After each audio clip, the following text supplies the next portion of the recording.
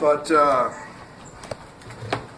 coming into this game, the Northwestern was playing very, very well, and had been in stretches of games where they've been excellent. And as I watched them, it felt a little bit like I was watching our team last year, just youth, and maybe not quite able to play 40 minutes. They were really good today, and they stressed us. We had the curse of the week off, which is either a good thing or a bad thing. And you try to figure that out. This year we haven't been great with a week off. And the first 8 minutes I thought were very, very flat, non-energy, especially on the defensive end for us. And we let them get their heads up. And they do pose some problems with their size. And I'm a huge fan of the Spencer kid. When you're so elite at something as he is on the lacrosse field, is that what it's called, the field? Pitch. And yet his swagger and his confidence and his air, and then he's a really good player. He gives them a real dimension that does a lot of good things for them. But yeah, they forced us into some problems, and then the last 4 minutes we were able to get some stops and pull away, and then Io does what Io does down the stretch, and that was ice the game. And at the end of the day, there's no upsets in this league anymore, and every win is a great win.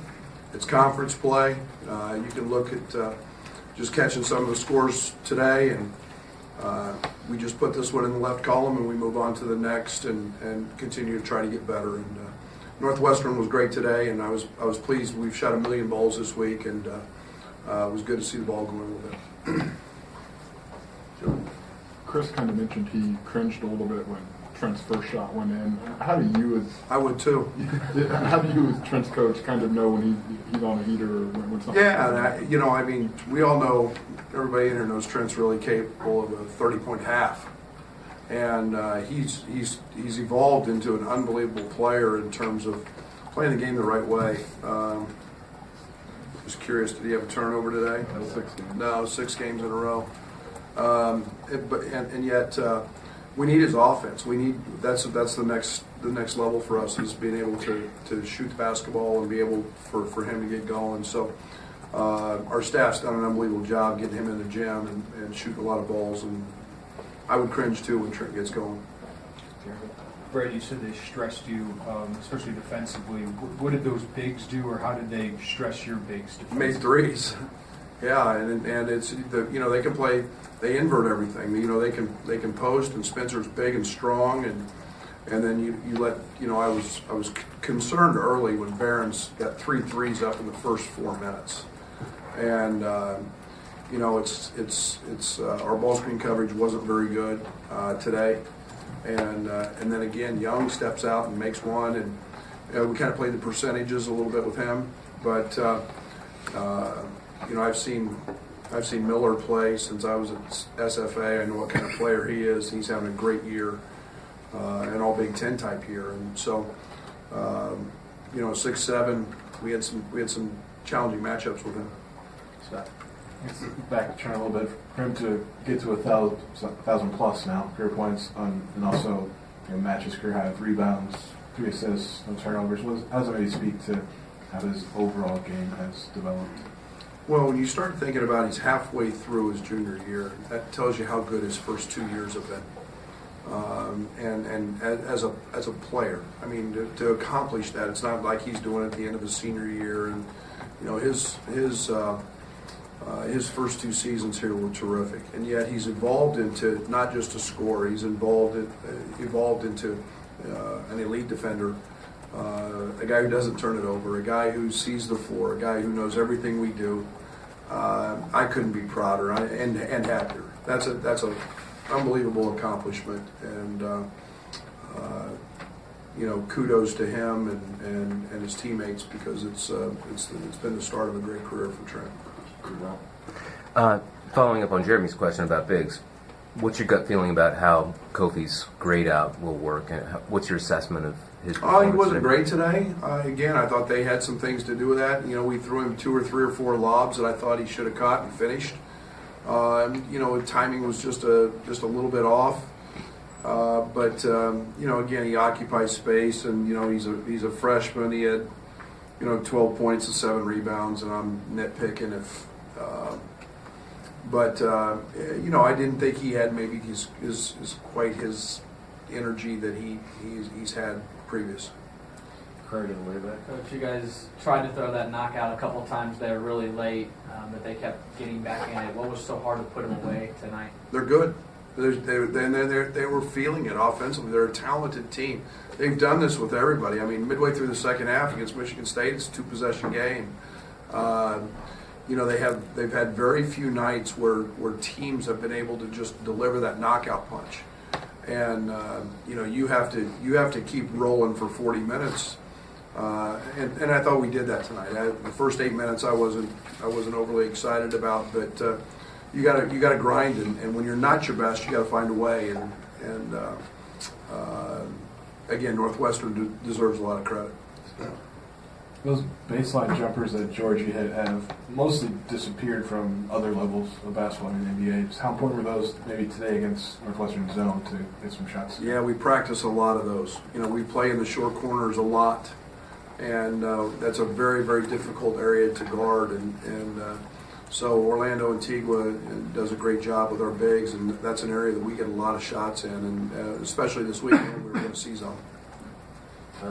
Coach, as you mentioned, they kind of invert the floor on offense, but they were still able to hold you pretty even on the glass, and even won the second chance point battle, which is kind of a rarity this year for you guys. What was the story on the rebounds? Well, I think that's one of our telltale signs for energy.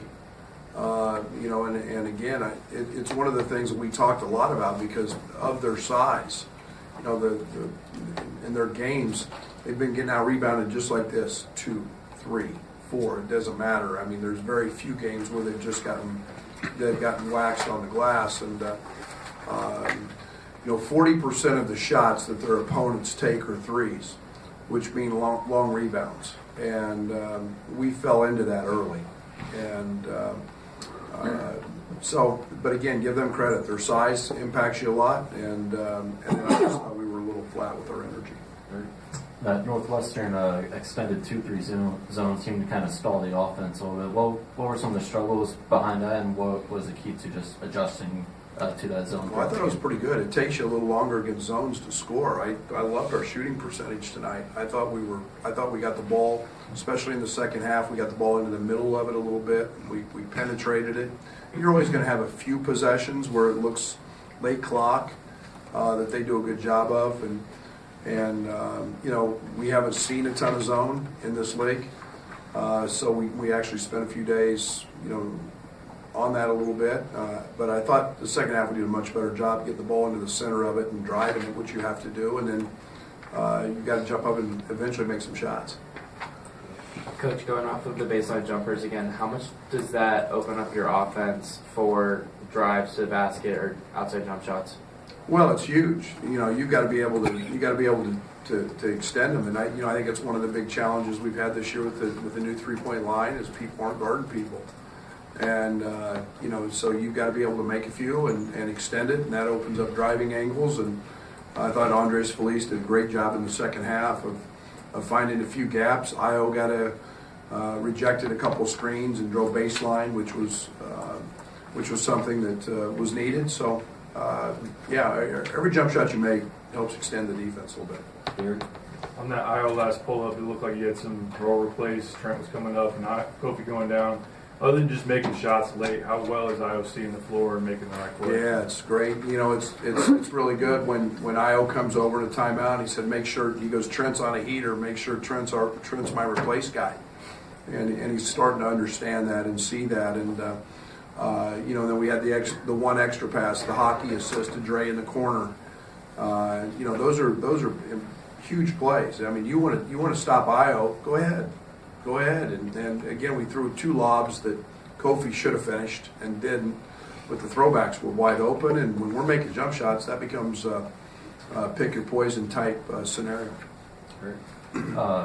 Coach Collins was kind of confused by your football inbounds play. Was that a play that you just kind of kept in the back pocket for a while?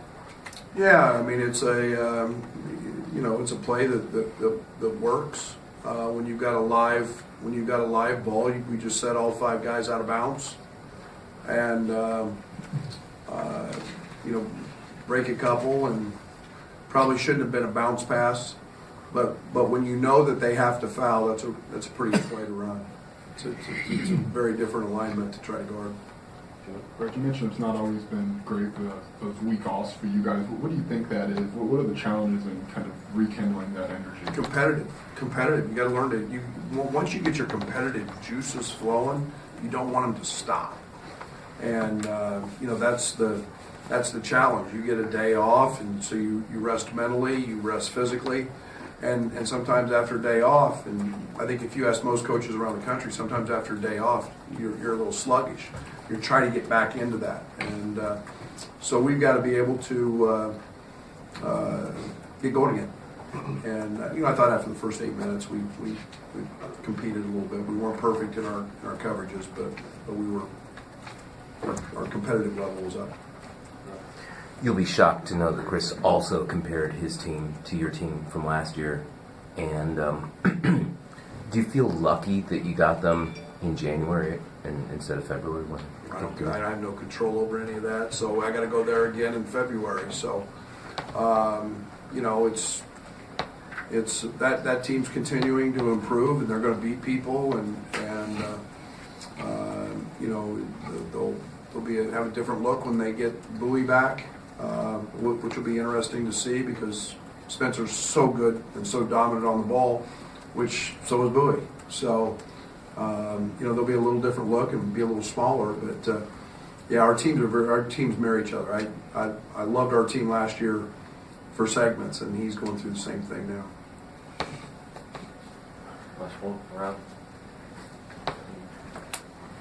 I suppose we should talk about Coach Henson and the reunion. And what did your team have any interaction with them? Yeah, and they were all at pregame. At our shoot around this morning, and it's truly what makes Illinois special. And I think we had, and Derek may have to correct me, 1,800 wins earlier this season. That's a boatload. And then to be able to have those guys and who have invested their sweat, their blood, their hard work at this university, and for them to have a place to call home and to come back and remember what it was like to play in State Farm Center when it was full. Some of them it was Assembly Hall. That's special, and those guys love coming back, and they get to tell their stories and see their old teammates, and it makes days like today very special and something our guys can continue to look forward to when their time is done. That they got a place to always call home, and we're very blessed here. Illinois basketball is very, very special, and we're very, very, very fortunate. Thank you. Are you a Chiefs fan? Die hard. Die hard.